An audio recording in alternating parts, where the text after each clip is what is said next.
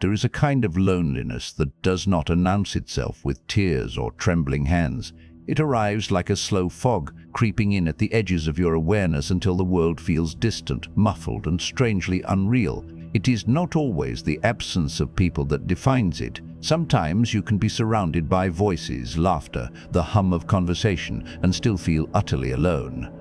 And depression, that heavier cousin of loneliness, does not always look like despair. Sometimes it is a numbness, a fatigue that settles into your bones, a sense that nothing matters, that effort is pointless, that tomorrow will be no different from today.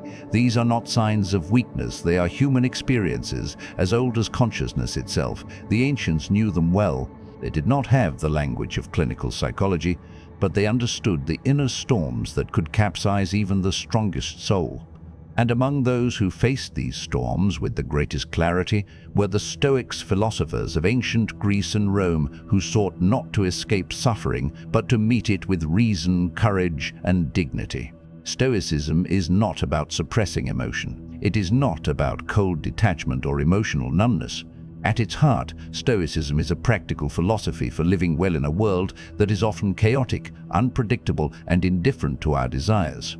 It teaches us how to distinguish between what is within our power and what is not, how to align our will with nature and reason, how to find peace not by changing the world, but by changing our judgments about it. And when it comes to loneliness and depression, those twin shadows that haunt so many in the modern age, Stoicism offers not quick fixes or empty affirmations, but deep, enduring remedies.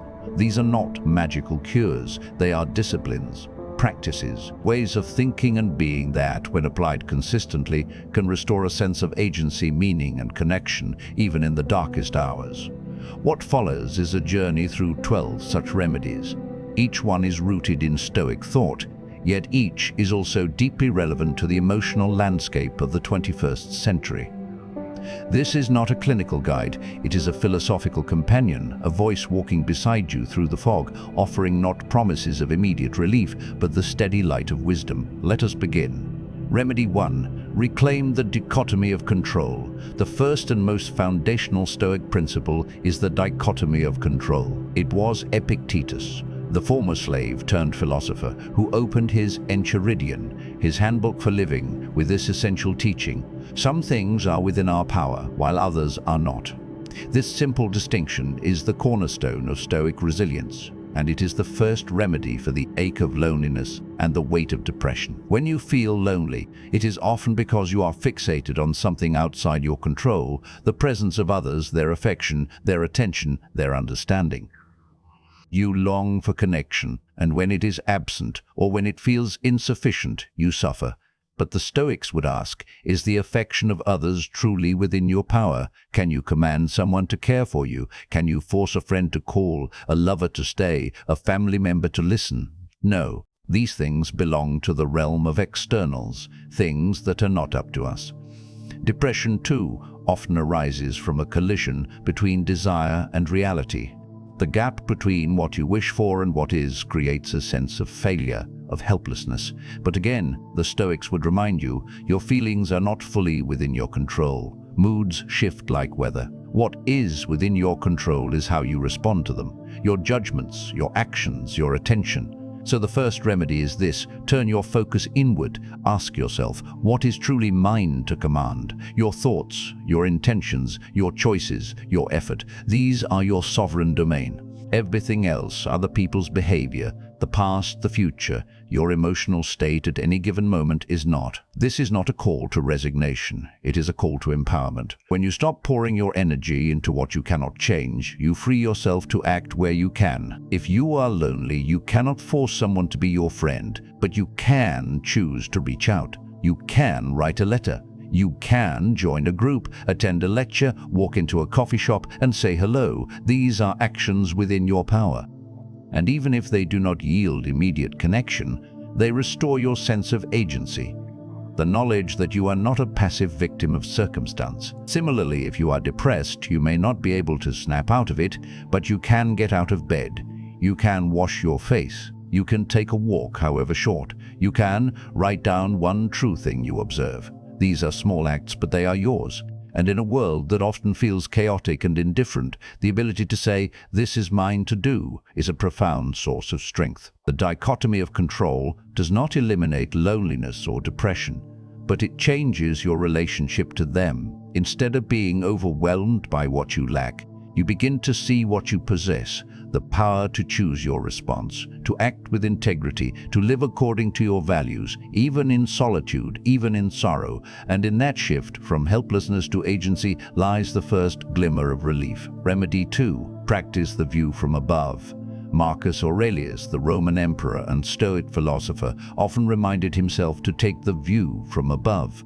In his meditations, he wrote, "Look down from above on the countless multitudes of men, their endless ceremonies, their voyages in storm and calm, the variety of those being born and dying." He did not mean this as a gesture of superiority, but as an exercise in perspective. When you are lonely or depressed, the world can feel small, constricted to the narrow walls of your own mind. Your pain becomes the center of the universe. Every thought loops back to your isolation, your sadness, your inadequacy. But the Stoics knew that this is an illusion of proximity. Step back mentally, imaginatively, and the picture changes. Imagine rising above your body, above your room, above your city. See the earth from space, a fragile blue sphere spinning in the void.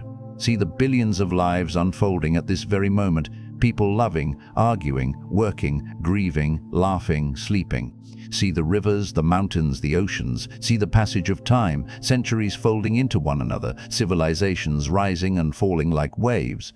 From this vantage point, your loneliness does not disappear, but it is contextualized. You are not the only one who has ever felt this way. You are part of a vast, interconnected whole. Your pain is real, but it is not unique. And paradoxically, that realization can be deeply comforting. It reminds you that you are not an anomaly. You are human.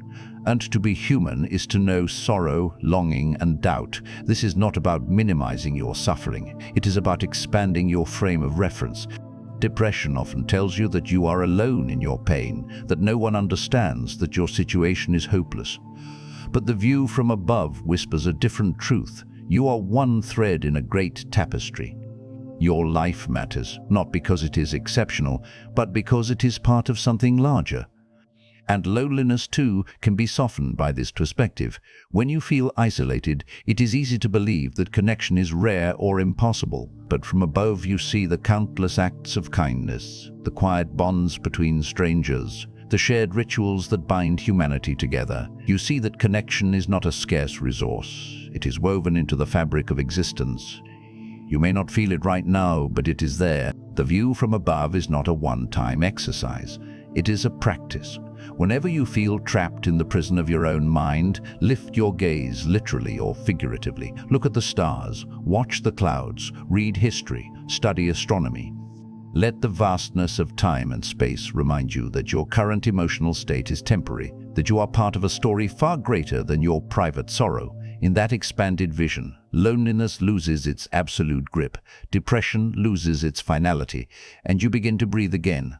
Remedy 3. Embrace voluntary discomfort. Seneca, the Roman statesman and Stoic, once wrote to his friend Lucilius, "Set aside a certain number of days during which you shall be content with the scantiest and cheapest fare, with coarse and rough dress, saying to yourself the while, 'Is this the condition that I feared?'"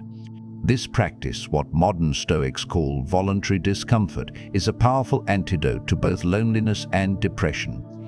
Why? Because both conditions often stem from a sense of fragility. Loneliness makes you feel vulnerable, exposed, as though you cannot survive without external validation. Depression makes you feel weak, incapable, as though even small tasks are insurmountable. Voluntary discomfort challenges these beliefs by proving, through direct experience, that you are stronger than you think. Try this. For one day, live more simply than you need to. Eat plain food. Take a cold shower. Walk instead of driving. Sleep on the floor. Deny yourself a small comfort you usually rely on: coffee, your phone, a favorite show. The point is not to punish yourself, but to test your resilience. You will discover that discomfort is not fatal, that you can endure more than you imagined, that your happiness does not depend on luxury or ease. This has profound implications for loneliness. When you fear being alone, it is often because you believe solitude will be unbearable. But if you practice being alone, intentionally, without distraction, you begin to see that solitude can be peaceful, even enriching. You learn to enjoy your own company. You discover that you are not dependent on others for your sense of worth. Similarly, depression thrives on passivity. It tells you that you are helpless, that nothing you do will make a difference. Voluntary discomfort breaks that spell. By choosing to face discomfort, you reclaim your agency. You prove to yourself that you are not a passive victim of your mood. You are capable of action, of discipline, of self-mastery. And there is another layer to this practice. Modern life is saturated with comfort, constant entertainment, instant gratification, curated social feeds. This abundance can make us soft, both physically and emotionally. We become dependent on external stimuli to feel okay. Voluntary discomfort strips away those crutches and forces us to confront ourselves, our thoughts, our fears, our capacity for stillness. In that confrontation, something surprising often happens: clarity. When you are not numbing yourself with distractions, you begin to hear your own inner voice. You begin to see what truly matters to you, and that self-knowledge is a powerful antidote to both loneliness and depression. So do not fear discomfort. Seek it out, not as a form of self-punishment, but as a form of training. Like an athlete who lifts weights to build strength, you are building emotional resilience. And with that strength comes the quiet confidence that you can face whatever life brings, even solitude, even sorrow. Remedy 4. Write to yourself. Marcus Aurelius never intended to publish his meditations. He wrote them for himself, private reflections, reminders, encouragements. He was a man of immense power, yet he struggled with fatigue, frustration, and doubt. His journal was his anchor. Writing to yourself is one of the most accessible and powerful Stoic practices. It does not require special tools or training, just a notebook and a few minutes of honesty. When you are lonely, writing becomes a form of companionship. You are not speaking to an audience. You are speaking to your future self. You are creating a record of your inner life, your fears, your hopes, your insights. And in that act, you are no longer alone. You are in dialogue with yourself. When you are depressed, writing helps break the cycle of rumination. Thoughts in the mind can spin endlessly, feeding on themselves. But when you put them on paper, they lose some of their power. You see them more clearly, you can question them, you can reframe them. The Stoics were masters of self-dialogue. They used writing to rehearse their principles, to challenge their assumptions, to remind themselves of what was truly important. You can do the same. Ask yourself, what am I feeling right now? Is this feeling based on a judgment or a fact? What is within my control in this moment? How would I advise a friend in this situation? What would Marcus Aurelius say to me? Do not aim for eloquence, aim for truth. Write as if no one will ever read it, because in a sense no one will. This is a conversation between you and your deepest self. Over time, your journal becomes a map of your inner journey. You will see patterns, triggers for loneliness, habits that deepen depression. You will also see your growth, moments of clarity, acts of courage, small victories. And on the days when you feel lost, you can return to those pages and remember, you have been here before. You found your way out, you can do it again. Writing is also a way to practice gratitude, a key Stoic virtue. Each evening, write down 3 things that went well, however small: a warm cup of tea, a bird singing outside your window, a kind word from a stranger. This does not deny your pain, it simply reminds you that beauty and goodness still exist, even in the midst of sorrow. In a world that often feels fragmented and noisy, writing to yourself is an act of reintegration. It brings you back to center. It reminds you that you are not just a passive recipient of experience. You are an author, and even in loneliness, even in depression, you can write a story of dignity, resilience, and quiet courage. Remedy 5, focus on what you can give. Loneliness often stems from a sense of lack, from the belief that you are missing something essential: love, attention, belonging. But the Stoics would challenge that assumption. They would ask, what if the cure for loneliness is not to receive more, but to give more? This may seem counterintuitive. When you are feeling empty, the last thing you want to do is pour from your cup.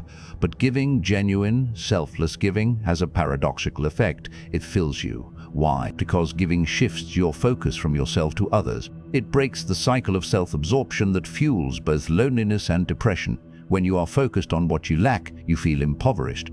but when you focus on what you can offer, even something small, you feel abundant. The Stoics believed that we are social creatures by nature.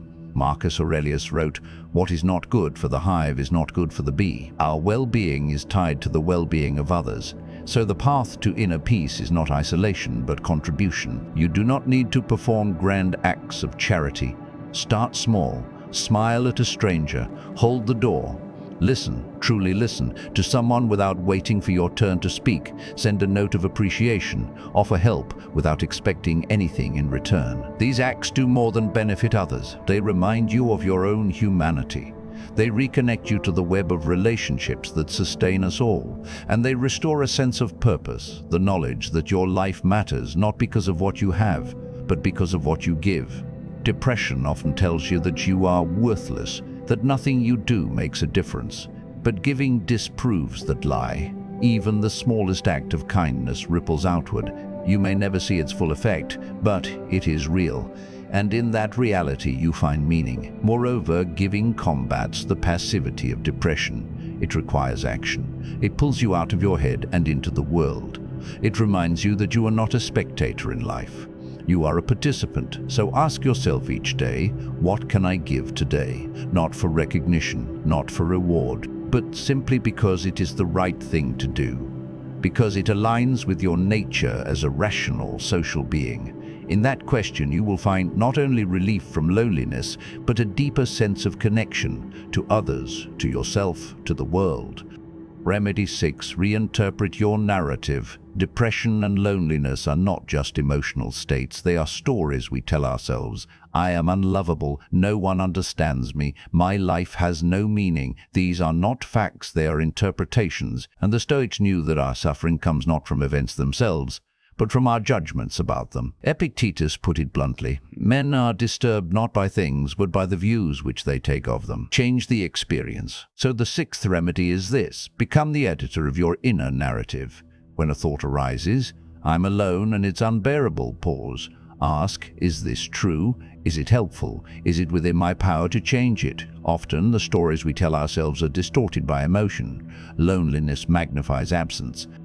Depression magnifies failure, but reality is more complex. You may be alone right now, but that does not mean you are unlovable. You may feel stuck, but that does not mean you are powerless. The Stoics practiced what modern psychology calls cognitive reframing. They trained themselves to see events from multiple angles, to question their assumptions, to find the hidden good in apparent misfortunes.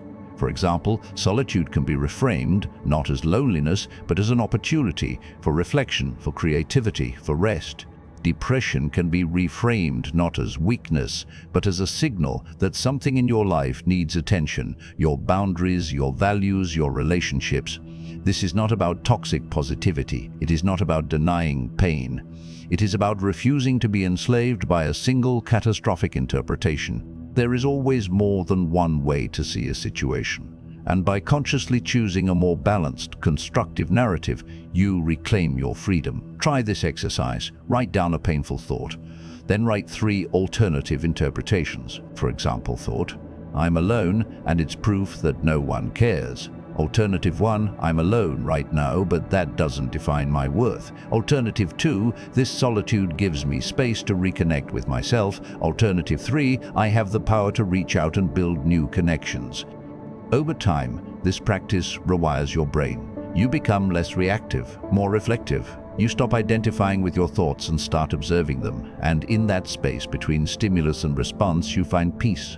Your narrative is not fixed. You are not doomed to repeat the same story of loneliness or depression. You can rewrite it, sentence by sentence, thought by thought, until it reflects not just your pain, but your strength, your wisdom, your capacity for growth. Remedy 7. Practice Premeditatio Malorum, the premeditation of evils. This Stoic exercise sounds grim, but it is profoundly liberating. Premeditatio Malorum means the premeditation of evils, the practice of imagining worst-case scenarios in advance. Why would anyone do this? Because anxiety and depression often stem from fear of the unknown. We dread what might happen, rejection, failure, abandonment. But when we imagine those fears in detail, and crucially how we would respond to them, we rob them of their power. Seneca advised his friends to rehearse potential losses. The man who has anticipated the coming of troubles takes away their power when they arrive. If you fear being alone, imagine it fully. What would it look like?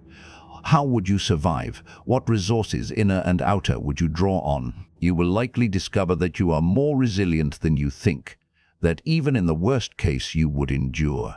And that realization is deeply calming. This practice also combats the perfectionism that fuels depression. We often feel crushed by the gap between our ideal life and our actual one. But if we premeditate the possibility of failure, loss, or disappointment, we accept them as part of life, not as personal catastrophes, but as natural events. Moreover, Premeditatio Malorum cultivates gratitude.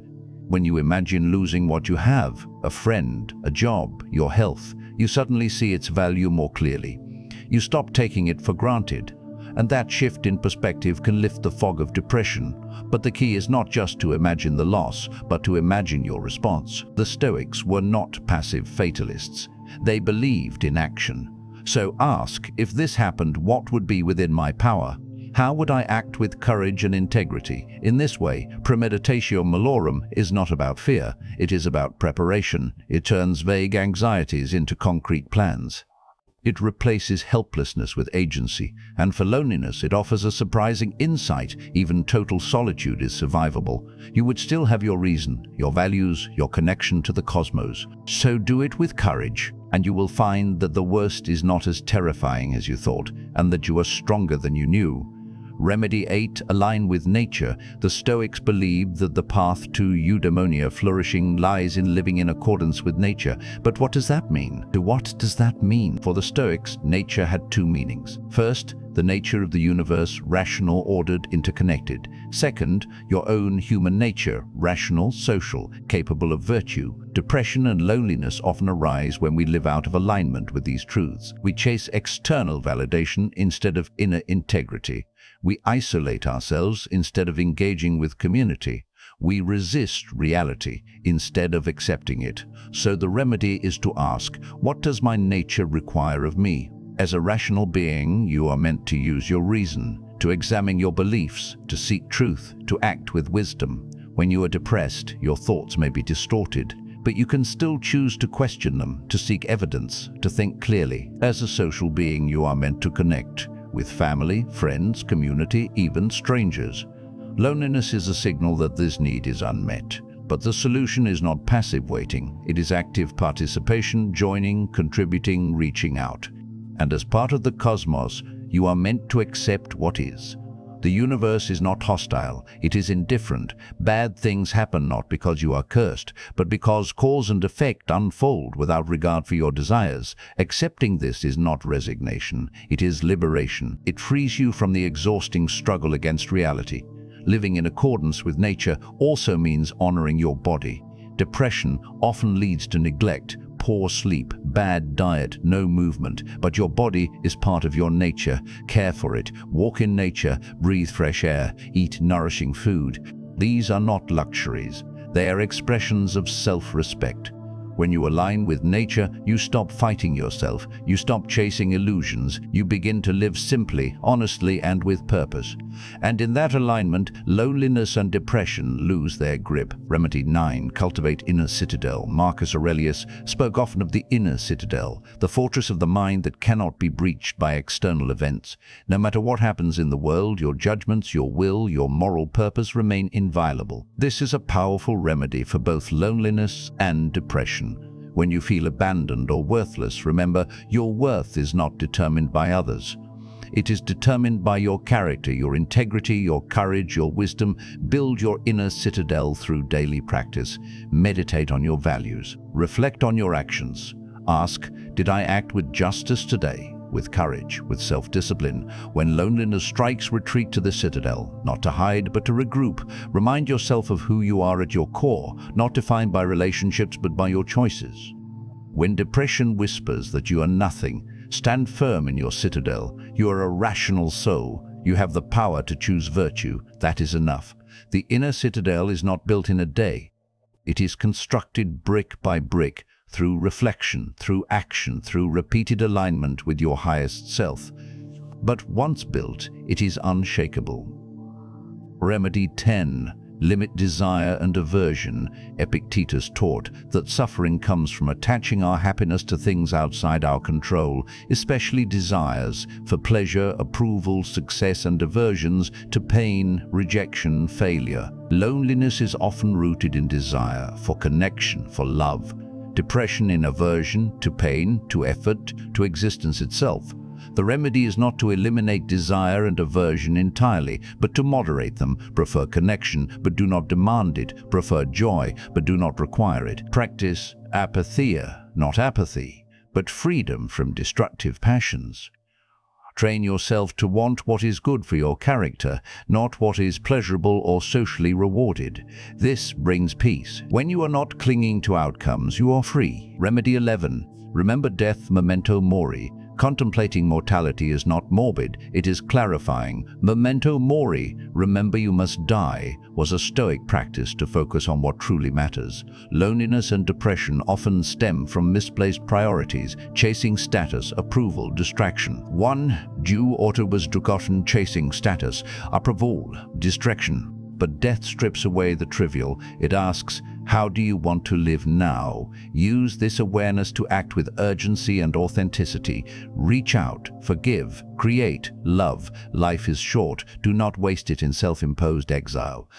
Remedy 12. Serve the common good. Finally, the Stoics believe that the highest good is to contribute to the well-being of the whole. You are not an isolated atom. You are a citizen of the cosmos. When you serve others through kindness, justice, creativity, you transcend loneliness and depression. You find meaning not in feeling good, but in doing good. Ask, how can I be useful today? The answer is your path to peace. Conclusion, the Stoic path forward. These 12 remedies are not a cure. They are a way of walking through the storm with your head high and your heart steady. They will not erase loneliness or depression overnight, but they will give you tools, time-tested, deeply human tools to meet these experiences with wisdom, courage, and grace. You are not broken, you are human, and the Stoics walk this path before you. Their voices still speak across the centuries, not with easy answers, but with enduring truth. So take one step, then another. Build your inner citadel, give what you can, write your truth, align with nature, and remember, even in solitude, even in sorrow, you are never truly alone. You are part of the great whole, and that is enough.